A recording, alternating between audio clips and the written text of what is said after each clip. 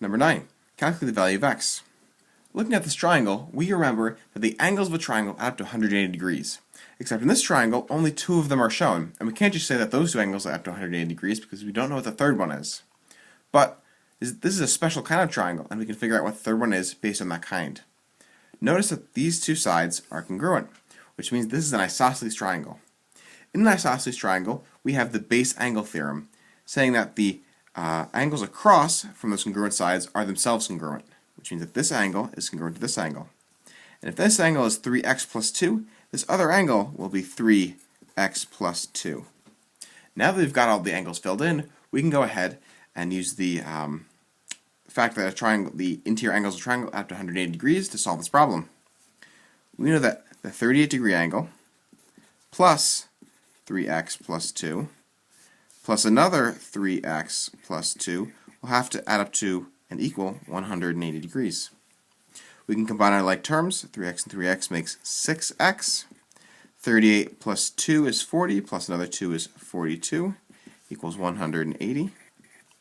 Subtract 42 from both sides, and you get 6x equals, 138. Divide both sides by 6, and we have 138 divided by 6 is 23. So x equals 23 in this case. If you want to check this, you could of course take 23 and plug it back in for x here. Do 3 times 23 plus 2. Let's see, I'll do that out right now. So 3 times 23 is 69, plus 2 is going to be 71. So this is 71 degrees. That'll also be 71 degrees. And 38 plus 71, yeah, that's 180 degrees. So this works out. On to question 10. Determine the value of x and y. This is one of those angle chasing problems that we saw earlier in the year. Let's take a look what we have. We know this is 54 degrees, 128 degrees, and this is 90 degrees. That's not really all we're given. What can we figure out from there? Well, let's remember what tools we have. We can look for things like isosceles triangles. Are there any isosceles triangles here? Not that we know of. What else? Well, we could look for parallel lines, but there are none of those either. Other polygons? No. But we know that the interior angles of a triangle add up to 180 degrees. Do we have maybe 2 angles out of 3 of a triangle here? Well, in this one, no, we only have 1. In this smaller triangle, again, we only have 1 angle. But in this big triangle, we know that this is 54 degrees, and this is 90 degrees. So if we know that they add up to 180, we could say that 180 minus 54 minus 90 will give us whatever y is. So 180 minus 54 minus 90 leaves us with 36 degrees. Okay, so y is 36 degrees. Alright, what else could we do?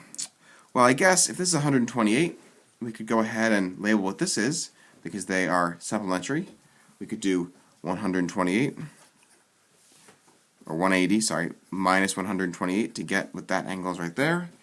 And 180 minus 128 is 52. Okay, that could help. What else could help? Well, I could figure out what this angle is right here in the triangle by saying that, 180 minus 128 minus 36, that's going to be that angle right there. So 180 minus 128 minus 36 is 16 degrees. Alright. And I could do a couple things now. I could say that 180 minus 54 minus 52 will get me x, because they're all part of this triangle right here. Or, since I know this is 16, and this whole angle is 90, I could do 90 minus 16 to get me what x is. Either way, you'll get the same thing. So let's do that right now. 90 minus 16, let's see, 74 degrees. That is 74 degrees.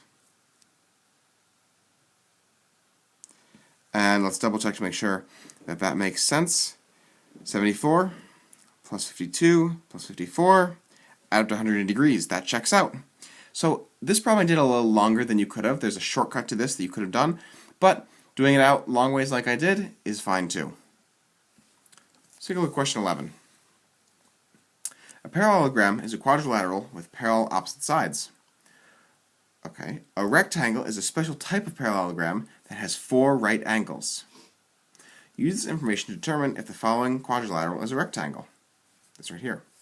Write a short justification explaining how you know it is or is not a rectangle. So to find this is a rectangle, I need to do a couple things. I need to show that the opposite sides are parallel, and I need to show that this has 4 right angles.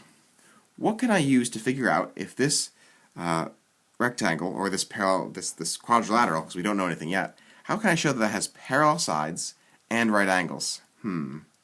Slope. Remember, you can use slope to see if lines are parallel, and you can use slope to see if lines are perpendicular. Remember, parallel slopes will be the same. Perpendicular slopes will be that opposite reciprocal, that key flip change. So, let me go ahead and label these points right here. Let's call this A, B, C, and D. And I'm going to find the slope of each of these segments. So, let's make it a little neater. Between A and B, between B and C, between C and D, and between D back to A. Let's make a little table here, and my slopes I'll put over there. So, from A to B, let's see, up 1 over 1, up 1 over 1. So that means my slope here is 1 over 1, just a slope of 1. B to C, well, I guess I could count the whole way. 1, 2, 3, 4, 5. 1, 2, 3, 4, 5, which means I've gone down 5. My rise is -5. My run is 5. -5 over 5 is -1.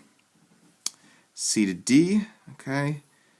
Let's see, down 2, back 2, so my slope should look like that. And D to A, let's do, well, I can go either way, A to D. 1, 2, 3, 4, 5, 1, 2, 3, 4, 5 again. I've got this kind of -5 over 5 thing, which is -1. Of course, you could have done a shorter slope, down 1 over 1, and found the slope to -1, but either way, that's fine. So we've got the slopes of each of those sides. Let me just label them right on here. 1, -1, 1, -1. Those are the slopes, remember, not the distances. So let's go to town. Parallelogram is a quadrilateral with parallel opposite sides. Do the opposite sides have the same slope here? Well, AB and DC, AB has a slope of 1, DC has a slope of 1. Yes, let's write this out. So the quadrilateral is a parallelogram because the opposite sides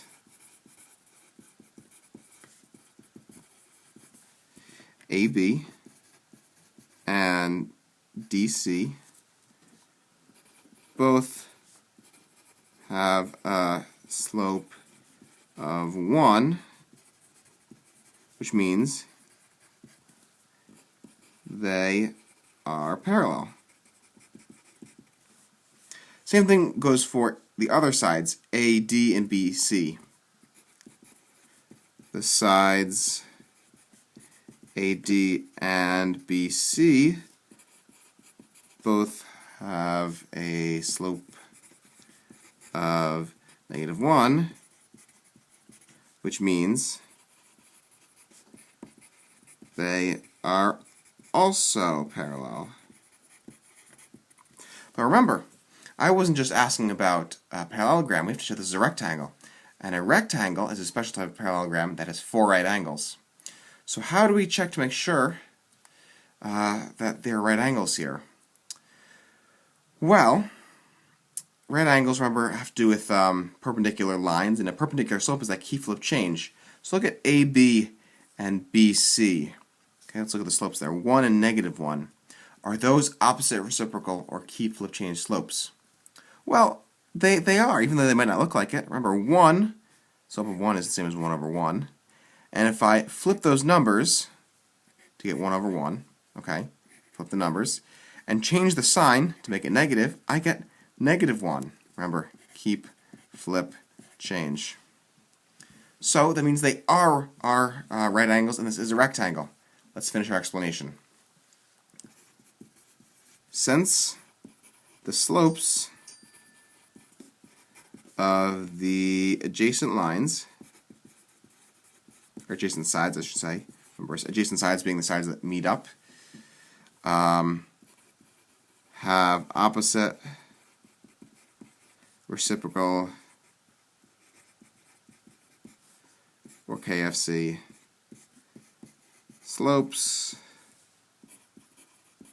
They are perpendicular and form